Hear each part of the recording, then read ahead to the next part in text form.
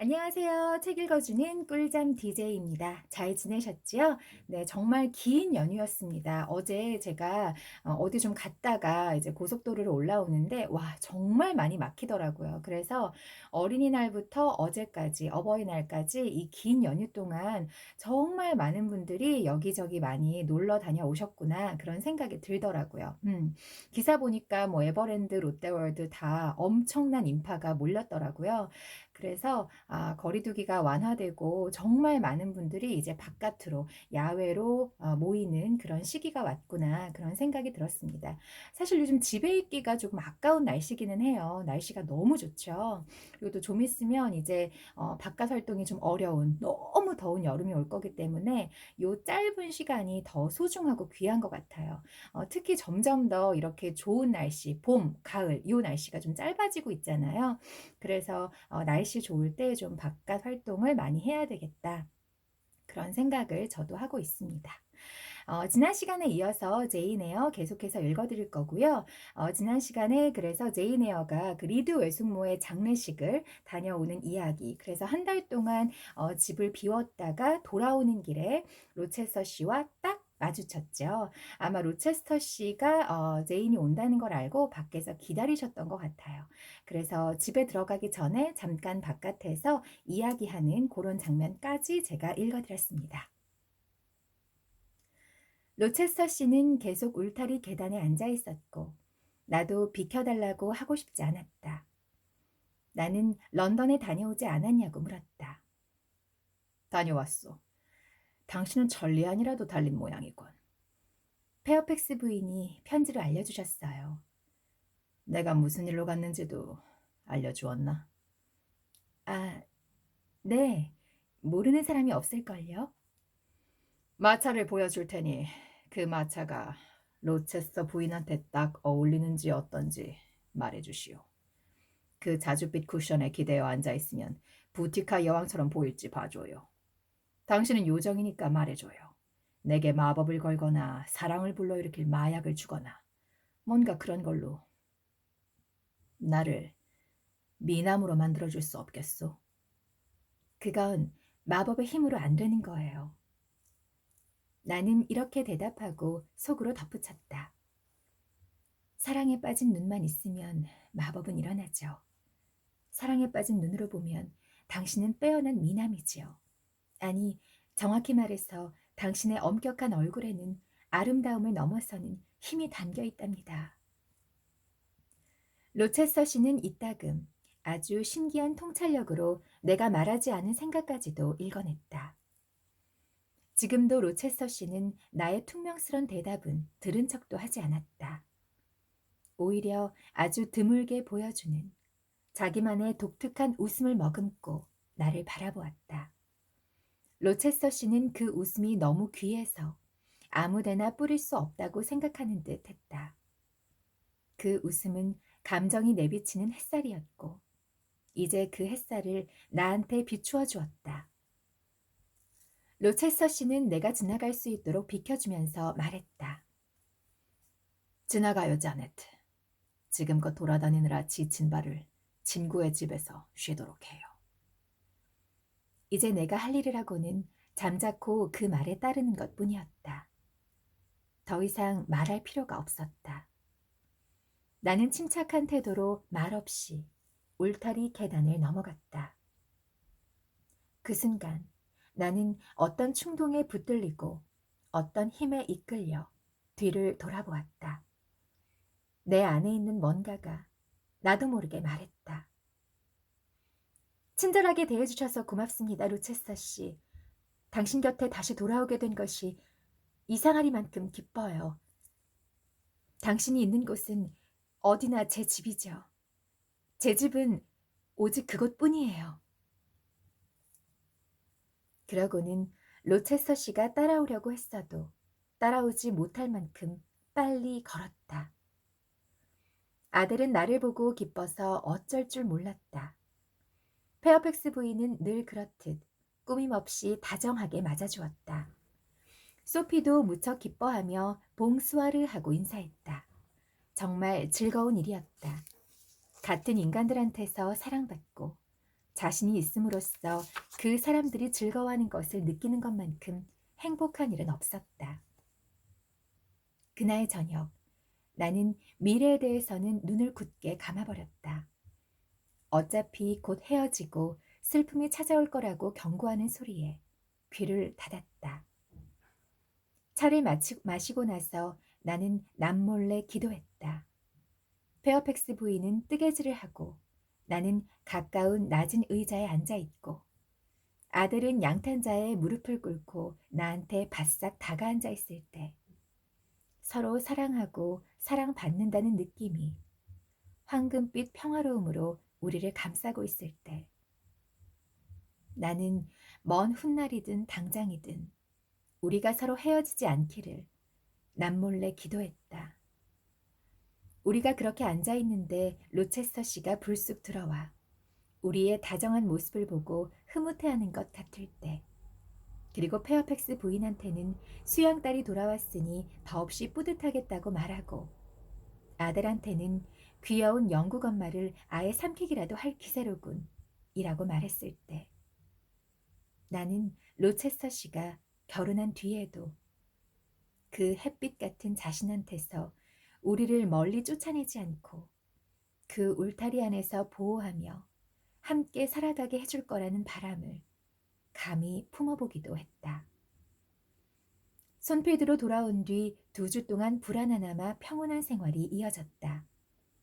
주인이 결혼한다는 이야기는 한마디도 나오지 않았고 결혼식 준비가 진행되지도 않았다.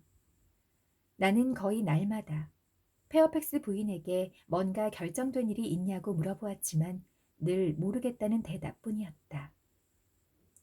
한 번은 페어팩스 부인이 직접 로체스터 씨한테 언제 신부를 데려올 거냐고 물었지만 로체스터 씨는 농담으로 넘겨버리고 특유의 묘한 표정만 지을 뿐이라서 도대체 어떻게 생각해야 할지 모르겠다고 했다. 한 가지 아주 놀라운 사실은 로체스터 씨가 잉그럼 장원에 다녀오는 일이 없다는 사실이었다. 잉그럼 장원은 이웃주의 경계에 있고 32km나 떨어져 있긴 하지만 사랑에 불타는 연인에게 그 정도 거리가 무슨 문제겠는가. 로체스터 씨처럼 말을 잘 타고 지칠 줄 모르는 체력을 가진 사람이라면 아침나절이면 갈 수 있었다. 나는 주제넘게 희망을 품기 시작했다. 결혼 약속이 깨졌으면, 결혼한다는 소문이 뜬 소문이었으면, 두 사람 가운데 한쪽이나 둘 다 마음이 변했으면 하고 바랐다. 슬프거나 불쾌한 기색이 있나 하고 로체스터 씨의 얼굴을 살피곤 했지만 우울한 그늘이나 심술궂은 감정은 지금까지 본 적이 없을 정도로 깨끗이 사라져 있었다. 함께 있을 때 내가 기운이 없거나 피할 수 없는 실망감에 빠져 있으면 로체스터 씨는 한층 더 쾌활하게 굴었다. 로체스터 씨는 어느 때보다도 자주 나를 불렀고 곁에 가면 어느 때보다도 상냥하게 대해주었다. 그리고 나는 그 어느 때보다도 로체스터 씨를 사랑했다. 이렇게 7장이 마무리됩니다.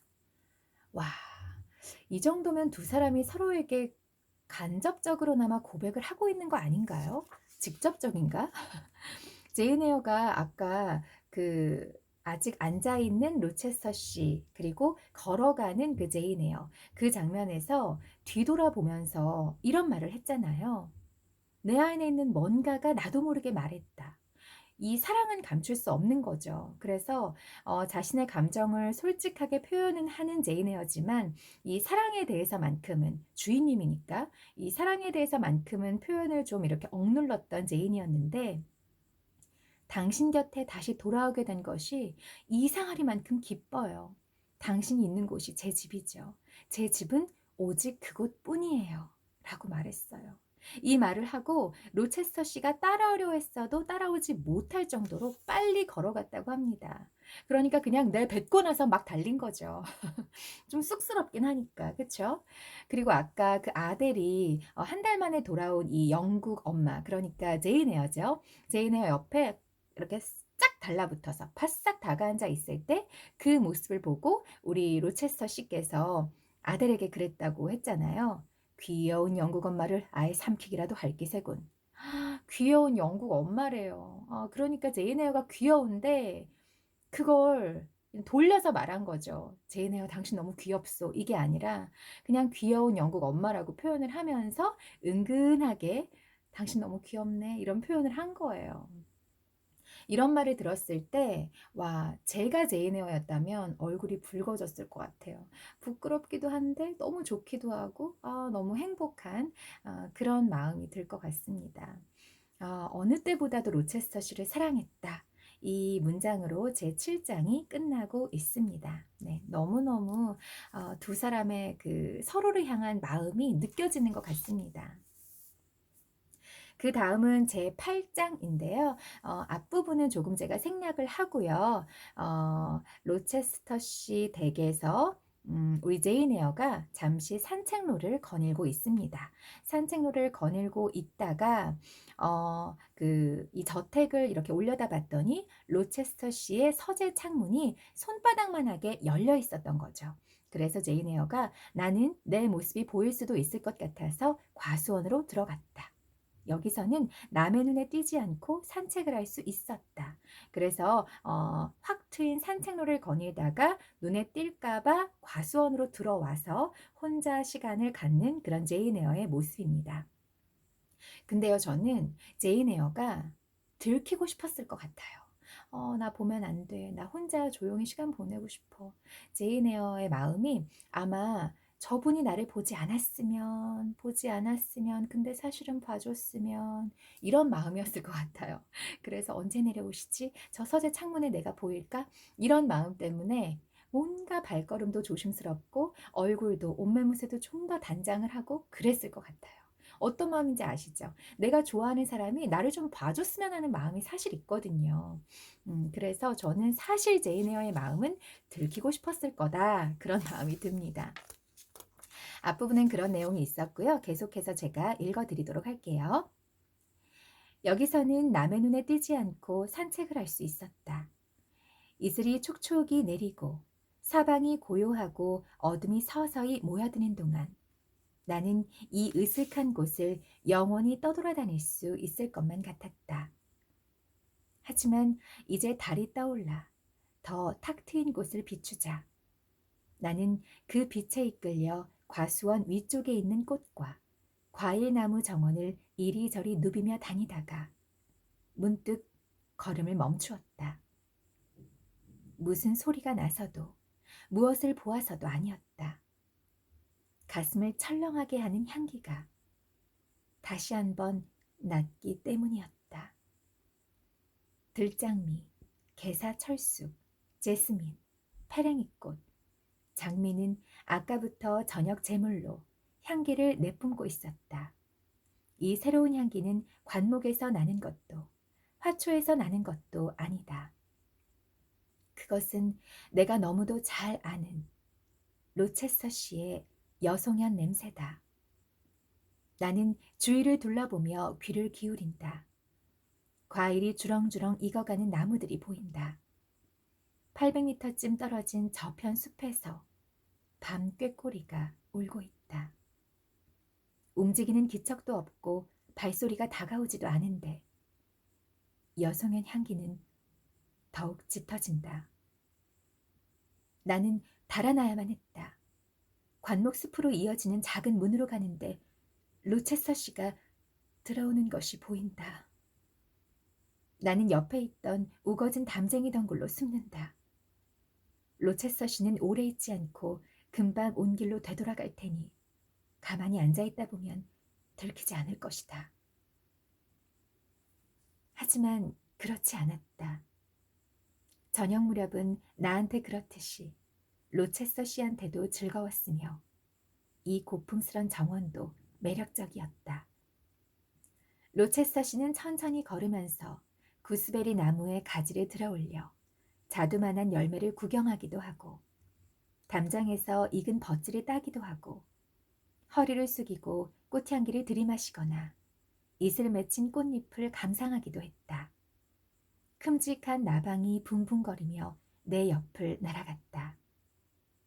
나방은 로체스터 씨 발치에 있는 식물 위에 내려앉았다.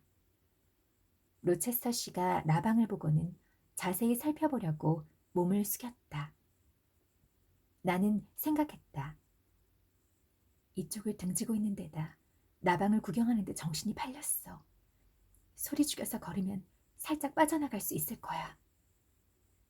나는 자박자박 소리가 나는 자갈길을 피해 풀밭 가장자리로 걸었다.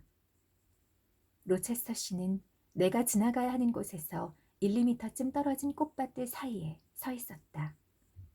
나방에 정신이 팔려있는 게 틀림없었다. 나는 마음속으로 생각했다. 감쪽같이 지나갈 수 있을 거야.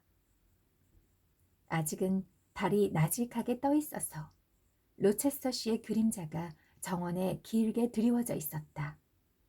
그 그림자를 지나는 순간 로체스터 씨가 돌아보지도 않고 조용히 말했다. 제인, 이리 와서 이 녀석 좀 봐요. 나는 소리를 내지 않았고 로체스터 씨가 등에 눈이 달린 것도 아니었다. 그렇다면 그림자에 감각이라도 있단 말인가? 나는 처음엔 깜짝 놀랐지만 곧 그리로 갔다. 로체스터 씨가 말했다. 이 날개를 봐요. 꼭 서인도 제도의 나방 같은 걸. 영국에서 이렇게 크고 화려한 나방을 보는 일은 흔하지 않거든. 이런, 날아가 버리네. 나방은 이리저리 날아다니며 멀어져 갔다. 나 역시 얌전히 물러갔지만 로체스터 씨가 따라오더니 작은 문에 이르러 이렇게 말했다. 돌아와요. 이렇게 아름다운 밤에 집 안에만 앉아있다니 한심하고. 게다가 이렇게 석양과 월출이 만나는 시간에 잠자리에 들고 싶은 사람은 없을 거요. 나는 곧바로 대답을 할 때도 있지만 핑계를 대려고 할 때는 말이 나오지 않는다. 특히 재치 있는 말이나 그럴듯한 핑계를 대지 않으면 난처한 상황에서는 꼭 그렇다. 이 시간에 로체스터 씨와 단 둘이 어두침침한 과수원을 걷고 싶지 않았지만 딱히 거절할 핑계가 떠오르지 않았다. 나는 느릿느릿 따라가면서 빠져나갈 방법을 생각해내려고 부지런히 머리를 굴렸다. 하지만 정작 로체스터 씨는 너무나 차분하면서도 의젓해 보여서 나는 당황한 것이 도리어 부끄러워졌다. 악이 현재 존재하거나 앞으로 존재하게 된다면 모두 나한테만 있을 것 같았다. 로체스터 씨는 아무것도 알아차리지 못하고 평온할 따름이었다. 월계수 산책길로 들어서서 무너진 울타리와 마로니에 나무가 있는 쪽으로 천천히 걸어가는데 로체스터 씨가 입을 열었다. 제인, 손필드는 여름에 참 즐거운 곳이지 않소? 네, 그럼요. 아마 당신도 어느 정도는 이 집에 애착을 갖게 되었을 거요. 당신은 자연의 아름다움을 볼 줄 아는 데다 관상을 봐도 애착이 풍부한 사람이니 말이야. 네, 정말로 이곳을 사랑하고 있어요. 왜 그런지 이해는 안 가지만 당신은 저 바보 같은 아들한테 어느 정도 호감을 갖고 있어. 저 단순한 페어팩스 부인한테도 그렇고. 네, 두 사람 모두에게 나름대로 애정을 갖고 있어요. 두 사람과 헤어지는 게 섭섭하겠지. 그럼요. 안타깝군. 로체스터 씨는 한숨을 쉬더니 말을 멈추었다. 그러고는 곧 말을 이었다. 인생사라는 건 늘 그렇지. 쾌적한 휴식처에 자리를 잡기가 무섭게. 휴식 시간이 지났으니 나가라고 하거든. 내가 물었다. 저는 나가야 하나요? 반드시 손필드를 떠나야 하나요? 그래야 할 거요, 제인. 미안하지만 떠나야 할 것 같소. 나는 충격을 받았다. 하지만 그 때문에 쓰러질 순 없었다. 그럼 나가라고 하실 땐 언제든지 나갈 수 있도록 준비해 놓겠습니다. 지금 나가시오. 오늘 밤 당장 나가야 하오. 그럼 결혼하실 건가요? 바로 그거요. 역시 예리한 사람이라 바로 알아맞히는군. 금방 하시나요? 곧바로 할 거요. 아니, 에어야. 처음에 내가 했던 말이, 소문으로 들었던 말이 생각날 거요. 노총각인 나는 스스로 신성한 올가미에 목을 들이밀고 결혼이라는 신성한 땅으로 들어가겠다는 것을. 한마디로 말해서 잉그럼 양을 내 품에 맞아들이겠다는 것을 말이요. 그러니까 내 말은 잘 들어요, 제인. 지금 고개를 돌리고 나방을 구경하는 거요? 저건 집으로 돌아가는 무당벌레일 뿐이요. 내가 잉그럼 양과 결혼하면 당신과 아들은 나가는 게 좋겠다고 말한 건 바로 당신이요. 당신은 내가 존경하는 그 분별력으로 또 고용된 사람으로서 마땅히 지녀야 할 통찰력과 신중함과 겸손함으로 그렇게 일러주지 않았소. 당신의 말 속에는 내가 사랑하는 사람의 인품을 비방하는 점도 없잖아 있지만 그건 넘어가겠소. 당신이 떠나면 나도 그런 점은 잊어버리고 당신 제안에 담긴 지혜로움만 받아들이리라. 그렇게 하는 걸 내 행동의 원칙으로 삼았으니까. 아들은 학교에 보내고 에어양 당신은 새 일자리를 찾으시오. 네, 당장 광고를 내겠어요. 그동안은 아마도 나는 일할 곳을 찾을 때까지 아마 여기 머무르게 될 것 같은데요. 라고 말할 생각이었지만 곧 입을 다물었다. 목소리가 마음처럼 침착하게 나오지 않는 상태에서 길게 말하는 것은 위험할 것 같았다. 로체스터 씨가 계속해서 말했다. 한 달 정도 있으면 나는 새 신랑이 될 텐데 그동안에 당신이 일하면서 지낼 만한 곳을 찾아봐 주겠소. 고맙습니다. 죄송하게도 사과할 것 없소. 당신처럼 충실한 고용인이라면 주인이 별로 힘들이지 않고 줄 수 있는 도움을 요구할 권리가 있어. 사실 장모가 되실 분을 통해 적당한 자리가 있다는 소리를 들었소. 아일랜드 코너트에 있는 비터너트 로지 저택에 디오니시우스 오갈 부인한테 딸이 5 있는데 그 딸들을 가르치는 일이요. 당신은 아일랜드를 좋아할 거요. 아일랜드 사람들은 마음이 따뜻하다고들 하니까. 아주 먼 곳이군요. 문제 없소. 당신처럼 분별 있는 아가씨라면 배를 타고 간다고 해서 또는 멀다고 해서 싫다고 하지 않을 테니까. 배를 타는 여행이라서가 아니라 너무 멀어서요. 그리고 바다는 장벽처럼 갈라놓고 무엇을 갈라놓는단 말이요. 영국과 손필드와 그리고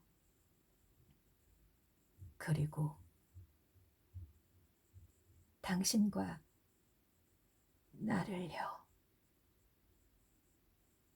나도 모르게 이 말이 나와버리더니 눈물이 멋대로 왈칵 쏟아졌다. 하지만 소리가 들리도록 흐느껴 울지는 않았다. 오갈 부인과 비터너트 로즈를 생각하자 가슴이 싸늘해졌다. 지금은 내 곁에서 걷고 있는 주인과 나 사이를 그 거친 파도가 갈라놓게 될 것을 생각하니 가슴이 더욱 싸늘해졌다. 그리고 내가 태어날 때부터 사랑할 수밖에 없는 사람과 나 사이에 끼어든 부와 계급과 관습이라는 더 큰 바다를 떠올리자 가슴이 얼어붙는 것 같았다. 나는 다시 말했다. 정말 먼 곳이군요. 그렇긴 하지. 당신이 아일랜드 코너투에 있는 비터너트 로지로 떠나면 다시는 당신을 못 보겠지. 그건 분명하오. 난 아일랜드라는 나라를 별로 좋아하지 않기 때문에 절대로 갈 일이 없을 거요. 우리는 좋은 친구였지 않았어, 제인. 네, 그래요. 헤어지기 전날 밤 친구들은 얼마 남지 않은 시간을 가까이에서 지내게 되지. 자, 별들이 저 하늘에서 반짝이며 떠오르는 동안 30분쯤 우리의 이별과 아일랜드로 가는 여행에 대해 조용히 이야기해 봅시다. 여기 마로니에 나무가 있군. 벤치에 앉아요. 자, 오늘 밤 평화롭게 앉아 있읍시다. 우리가 여기에 나란히 앉을 일은 두 번 다시 없겠지. 로체스터 씨는 나를 앉히고 자기도 앉았다. 아일랜드는 멀지. 내 친구가 그런 피곤한 여행길에 오른다니 안타깝소. 하지만 더 이상 해줄 수 있는 일이 없으니 어쩌겠소. 당신은 나와 비슷하다고 느낀 적 있소? 나는 어떤 대답도 할 수 없었다. 가슴이 벅찼다. 로체스터 씨가 말했다. 나는 당신한테 이상한 감정을 느낄 때가 있어. 특히 지금처럼 당신이 가까이 있을 때 말이오. 마치 내 왼쪽 갈비뼈 아래 어딘가에 있는 끈이 자그마한 당신의 갈비뼈 아래에 있는 끈과 단단히 묶여 있는 것 같소. 거친 해협과 320km도 넘는 거리를 사이에 두게 되면 그 교감의 끈이 끊어질까 두렵소. 내 가슴이 피 흘리게 될까 걱정이오. 하지만 당신은 날 잊어버리겠지. 그런 일은 절대로 없어요. 당신도 아시겠지만 나는 더 이상 말을 이을 수가 없었다. 제인, 저 숲에서 밤꾀꼬리가 우는 소리 들리오. 들어봐요. 나는 그 소리를 듣다가 흑흑 흐느껴 울었다. 더는 울음을 참을 수가 없었다. 소리내어 울 수밖에 없었다. 격렬한 괴로움 때문에 머리부터 발끝까지 부들부들 떨렸다. 다시 말을 할 수 있게 되자 기껏 나오는 말이라고는 처음부터 태어나지 않았더라면, 아니 손필드에 오지 않았더라면 하는 충동적인 바램뿐이었다. 손필드를 떠나는 게 섭섭해서 그러오? 내 안의 슬픔과 사랑이, 격렬한 감정은 지배권을 요구하면서 나를 완전히 쥐어 흔들려고 했다. 격렬한 감정은 지배할 권리를 주장하고 있었다. 극복하고 살고 일어서고 마침내 군림하고 말할 권리를 주장했다. 손필드를 떠나는 게 슬퍼요. 저는 손필드를 사랑해요. 잠깐이긴 하지만 손필드에서 기쁘고 충만하게 살았으니까요. 저는 무시당하지도 않았어요. 겁에 질려 움츠러들지도 않았고요. 하인들 사이에 묻혀있지도 않았고 화려하고 활기찬 상류사회 사람들이 만나는 모습도 다 볼 수 있었어요.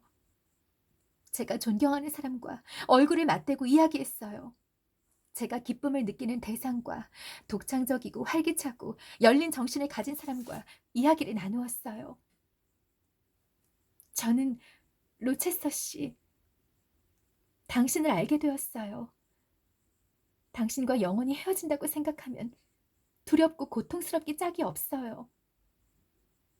떠나야 하는 줄은 알지만 떠난다는 것은 마치 피할 수 없는 죽음을 앞에 두고 있는 것 같아요. 로체스터 씨가 느닷없이 물었다. 반드시 떠나야 할 이유가 어디에 있어? 어디에 있냐고요? 당신이 제 앞에 갖다 놓았잖아요. 그게 무엇이요? 잉그럼 양이요. 고귀하고 아름다운 여인, 당신의 신부 말이에요. 내 신부? 무슨 신부? 난 신부가 없어. 곧 맞이하실 거잖아요. 그렇소. 그래야지. 그렇게 할 거요. 로체스터 씨는 이를 악물었다. 그러니까 저는 떠나야 해요. 당신이 떠나라고 하셨잖아요. 아니요. 당신은 떠나면 안 돼요. 맹세하오. 이 맹세는 반드시 지킬 거요. 나는 뭔가 울컥 치밀어서 되쏘았다. 가야 한다고 말씀드렸잖아요. 당신한테 아무것도 아닌 존재인데도 제가 여기 남아있을 수 있을까요? 제가 자동 인형인 줄 아세요? 감정도 없는 기계인 줄 아세요? 한 조각 빵도 빼앗기고 마실 물마저 빼앗겼는데 참고만 있을 줄 아세요? 제가 가난하고 비천한 출신에 못생기고 몸집이 왜소하다고 해서 감정도 없고 영혼도 없는 줄 아세요? 잘못 생각하신 거예요. 저는 당신 못지않게 영혼이 있고 감정도 풍부해요. 하느님이 저한테 아름다움과 큰 재산을 주셨다면 제가 지금 당신을 떠나기가 힘든 만큼 당신도 저를 떠나기가 힘들었을 거예요. 저는 지금 관습이나 인습이나 또는 육체를 통해서 말하고 있는 게 아니에요. 바로 제 영혼이 당신의 영혼에게 말을 걸고 있는 거예요. 우리 둘 다 무덤을 지나 하느님 앞에 섰을 때처럼 동등하게 말이에요. 우리는 동등해요. 로체서 씨가 내 말을 되뇌었다. 우리는 동등하다. 그렇소. 로체서 씨는 나를 끌어안고 입을 맞추며 말했다. 그렇소, 제인. 나도 대답했다. 그래요. 동등해요. 하지만 동등하지 않기도 해요. 당신은 결혼한 남자이고, 아니, 결혼한 거나 마찬가지니까요. 당신보다 열등한 사람과 아무 공감도 느끼지 못하는 사람과 진정으로 사랑하는 것 같지도 않은 사람과 결혼하잖아요. 저는 당신이 그 여인을 비우는 것을 보고 들었으니까요. 저는 그런 결혼은 경멸해요. 따라서 저는 당신보다 훌륭한 사람이에요. 어서 놔주세요. 어디로 가려고? 아일랜드로? 네, 아일랜드로요. 제 마음을 털어놓았으니 이제 어디로든 갈 수 있어요. 제인, 진정해요. 절망에 빠져 미친 듯이 제 깃털을 쥐어뜯는 새처럼 버둥거리지 말고. 저는 새가 아니에요. 그물에 잡히지도 않고요. 저는 독립적인 의지를 지닌 자유로운 인간이에요. 그러니 이제 당신을 떠날 거예요. 한 번 더 몸부림을 쳤더니 풀려나서 나는 로체서 씨 앞에 똑바로 섰다. 로체서 씨가 말했다. 그럼 당신의 의지로 운명을 결정해요. 나는 당신한테 내 손과 심장과 전 재산을 주겠소. 지금 익살극을 공연하시는 것 같은데 비웃음밖에는 안 나와요. 당신이 내 곁에서 일생을 보내주길 부탁하는 거요. 당신이 또 하나의 내가 되어주기를, 이 지상에서 가장 친한 친구가 되어주기를 바라는 거요. 벌써 그런 운명의 길을 선택하셨으니 꼭 따르도록 하세요. 제인, 잠깐만 진정해요. 당신은 너무 흥분하고 있어. 나도 마음을 가라앉히겠소.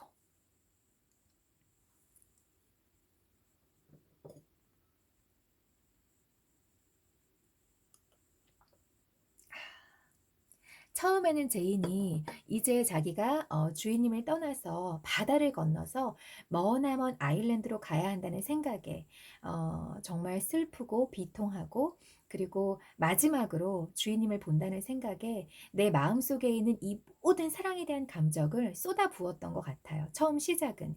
그런데 얘기를 하다 보니까 이제 나도 괜찮아. 나도 너 필요 없어. 너는 그런 사랑이 없는, 서로 사랑하고 존경하고 서로를 위해주는 마음이 없는 그런 결혼하지. 야, 나는 너보다는 나. 이런 좀 분노에 찬 감정까지 갔던 것 같아요. 그래서 그런 마음으로 이제 내 운명 내가 결정할 거야. 오케이, 나 아일랜드로 간다. 이런 마음으로 일어서 버렸는데, 제인 에어의 이 마음속에 있는 깊은 고백을 들은 로체스터는 결혼은 하기는 하지만 내가 관습과 이런 여러 가지 사회적인 체면과 지위 때문에 결혼은 할 건데, 그런 마음이었어? 사실은 자기도 좋아했었으니까. 내 곁에 영원히 내 친구로 남아줘라. 굳이 떠나지 않아도 된다. 왔다 갔다 하는 거죠. 사실 로체스터 씨는 제인 에어가 이렇게 마음속 깊은 곳에 있는 솔직한 고백을 하지 않았더라면 자기의 마음을 표현하지 않았을 거예요. 사실은 지금도 마음을 표현했다고는 볼 수 없는 게, 결혼은 할 건데 그럼 내 곁에 좀 있어주라. 영원한 내 친구로 영원히 내 곁에 있어주면서 네 일생을 보내주면 안 돼? 사실은 어떻게 보면 이기적인 거죠. 왜냐하면 그런 제인 에어의 마음이 그냥 우정 정도, 충성하는 정도가 아니라는 걸 알면서 "내 곁에 친구로서 일생을 보내다오."라고 부탁하는 건 너무나 이기적이고 사실은 좀 너무 자기만 생각하는 거라고 생각해요. 그래서 제인이 지금 너무 화가 났어요. 제인의 마음도 너무나 이해가 됩니다. 그래서 제인 에어가 떠나는 마음이 나만 이렇게 힘든 거라면 '난 됐다. 나는 가겠다.' 이런 마음으로 지금 굉장히 처음에는 사랑이었다가 끝에는 조금 분노하는 마음, 그리고 또 제인 에어가 워낙에 신여성이고 본인의 삶을 본인 스스로의 힘으로 개척하고 영위해 나가는 그런 여성이기 때문에 더 이상 미련 없이 그냥 호다닥 털고 일어나는 그런 마음까지 간 것 같아요. 재밌기도 하고 또 한편으로는 사실은 이 당시의 사회상을 좀 생각해 보더라도 '로체스터 씨의 요 모습은 조금 비겁하지 않았나?' 그런 생각이 듭니다. 아무리 본인이 지키고 책임져야 할 가족과 그리고 가문과 본인의 지위가 있다 하더라도 그것들을 좀 깨고 가장교사로 자기 집에 들어온 여성이지만 자신의 마음이 가는 대로, 또 워낙에 굉장히 열정적이고 영민한 분이잖아요. 또 감정도 굉장히 섬세하고 예민하고 그런 분이니까 그런 사회적인 분위기를 좀 깨고 내 어깨에 짊어져 있는 그 짐을 버리고 그냥 사랑, 감정, 내 앞에 있는 이 여성을 택했으면 어땠을까 그런 생각도 들기는 합니다. 물론 한편으로는 그 당시에 사회라는 게 또 있기 때문에 쉬운 일은 아니었을 것 같기는 해요. 이 신분을 초월한, 계급을 초월한 사랑이라는 게. 그렇지만 로체스터 씨 한 분만을 생각해 본다면 충분히 그런 용기 있는 선택을 하고도 남을 뿐인 것 같은데, 얼마나 그 본인 어깨에 짊어져 있는 짐이 무거운가, 또 그런 것도 한 번은 좀 생각해 볼 수 있는 그런 챕터였던 것 같아요. 아직 제 8장은 끝나지는 않았지만 여기까지 읽어 드리도록 하겠습니다. 감사합니다.